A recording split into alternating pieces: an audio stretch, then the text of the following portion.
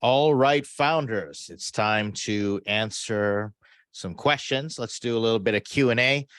These questions came from Johnny Wang on Twitter. Thanks, Johnny, for sending them in. These questions are asked quite often, so I thought I'd take time to answer them in this format. Johnny Wang. Johnny told me that he's got his MVP built. He's working in Web3. Sounds like a cool idea. His first question, how to reach the right investors if you don't many investors?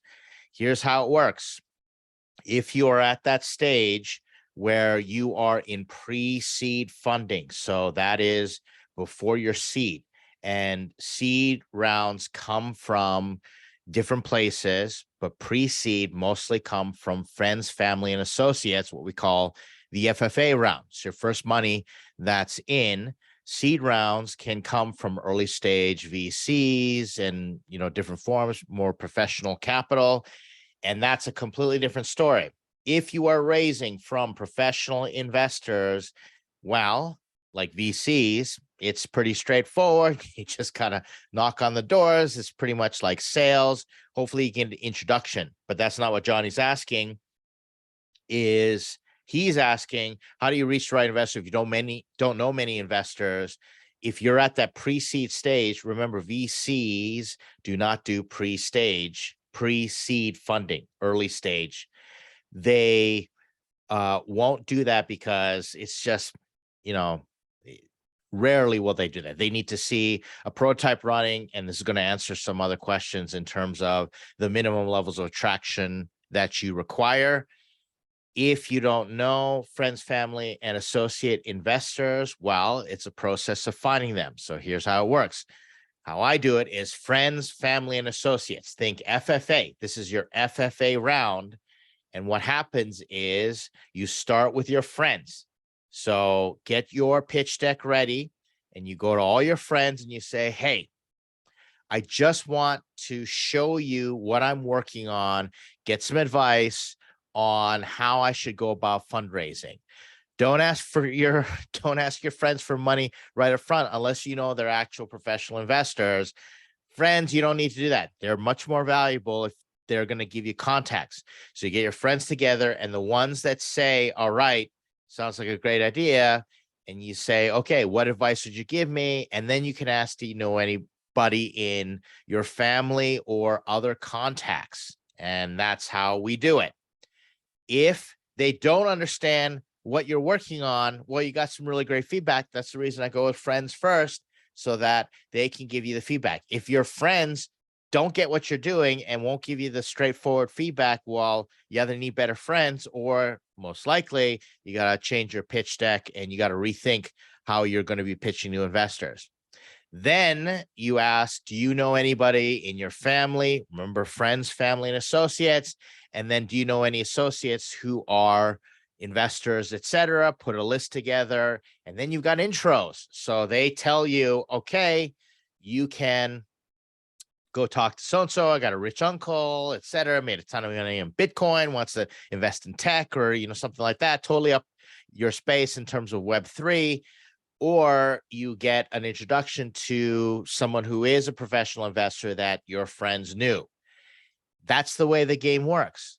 It's really hard at the FFA round pre-seed to go and find people and knock on their doors. And it's not like you're going to contact a VC and say, do you know anybody who invests in pre-seed? They don't got time for that. Ain't nobody got time for that. That's how it works.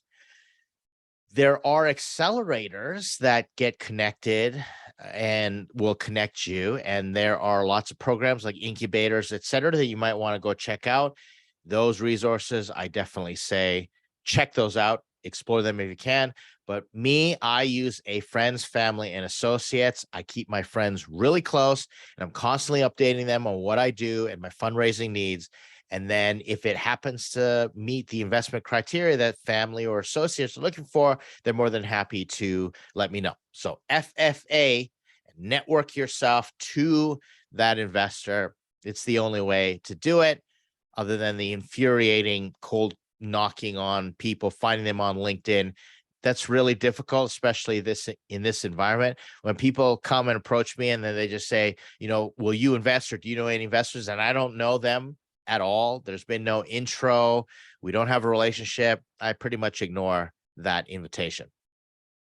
Next question, is traction necessary? How do you impress investors? Well, you impress investors with traction or your domain expertise. Traction trumps all, but your domain expertise is next, along with a problem and a solution that's novel, has a unique insight.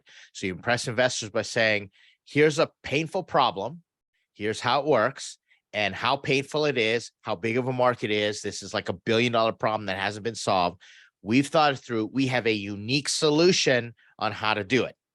And they may say, well, what about this competition and that provider and this alternative? And you say, no, we've thought it all through. And you're presenting something that's unique as far as your insight into how to solve the problem based on your domain expertise. Because then eventually they're going to ask you, well, how do you know this is going to work? Well, I've studied this problem for a long time. I've been in this industry. I've worked it. I've actually tested it. And traction says that you put out an MVP and you said, I built something and now I'm getting traction. And so I'm validating my assumptions. Look at the momentum, and that creates that FOMO. What you really want to do is you don't want to impress the investors as much as the whole thing is creating FOMO, and they have to get in. I've been impressed with a lot of founders, but I still don't want to invest in them or send them to the other general partners in the investment committee because, okay, yeah, super impressive, but that's not something I'm into. It doesn't fit my investment thesis. I don't have any FOMO that I need to get into this venture, this startup. Now, there are startups that totally fit. I've had the problem. I can resonate with it. And the founder is presenting me with a unique insight. And then I start to get FOMO. And then I start thinking, okay, how much dry powder do I have? Who can I introduce them to? How can I get in on this deal? That's how you impress investors. But the best way is traction. And if you can hold out as long as you can to figure out traction, especially if you're in that pre-seed, you can get pre-seed right away, because most of the time investors invest pre-seed for you to figure out how to get traction. But if you've gotten traction and you're like, the baby unicorn on a rocket ship and your growth graph is going on that nice hockey stick curve, well, pre-seed investors are going to be like, man, you're going to be right around the corner from a seed round. I need to get in on this action, FOMO, and then they'll invest. And that's how you impress investors. So the short answer, impress investors with traction. If you don't know how to impress them with traction you haven't gotten yet, impress them with your understanding of the problem solution and give them unique insights based on copious amounts of domain expertise. Prove it to them. Make sure that they know you are the team to invest in. You've got this nut cracked. You figured out the unique solution that nobody's looking at to solve a massive problem that's worth billions of dollars. Last question, how should financing amounts be determined? That's where a financial model is important. All founders need to work through their financial model. I know founders, they go out and they say, okay, we're going to spend 50% on staff. We're going to do this and do that. And they haven't thought their numbers through. And it's like, that doesn't make a lot of sense, especially at pre-seed early stage rounds. I look at founders and say, okay, our average engineer costs this and we need 3 engineers, et cetera. And they haven't thought it through. They just think, okay, I'm just going to staff up and they're going to build it. A financial model is critical. Investors want to know you've thought this through. I was working this with a founder the other day. We're talking about pro formas. I've had the luxury of having very financially intelligent people on my team that have been able to create pro formas and go through all the little steps. Here are the taxes, here's the insurance that you need, et cetera, so that they make me think through and they help me on all the expenses, the things that I want to spend, et cetera, so that I'm very sound in my financial model. And in the beginning at pre-seed, that's not going to be as important because it's not really about all the little details because you haven't figured that out yet. What they'll do is they say, I'm going to give you money to figure it out at the pre-seed level, but you have to have a general idea or be able to demonstrate some general acumen that you've done some research. Here are the coders that we think we're going to need. Here's the milestone that we're going to meet. Here's how much money that we need for the next milestone.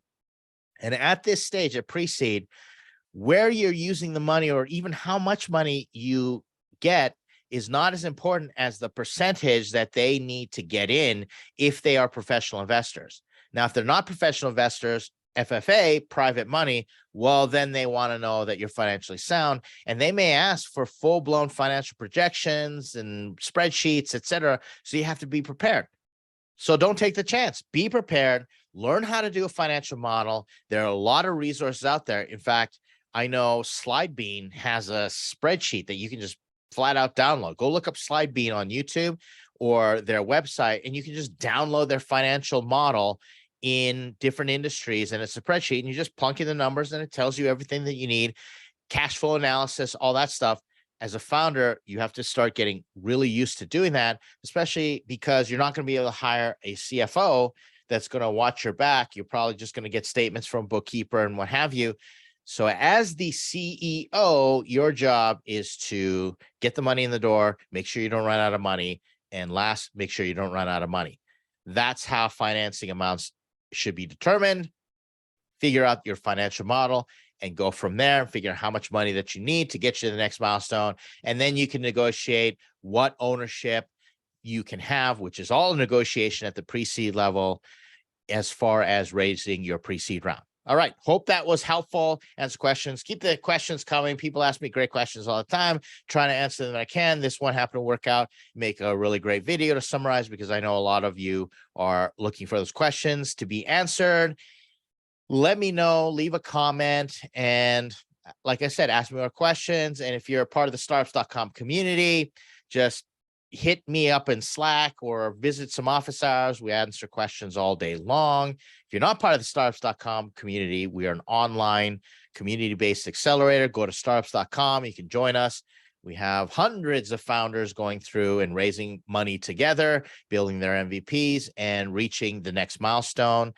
Would love to have you join us. Let me know, reach out, and I'll see you in the next video.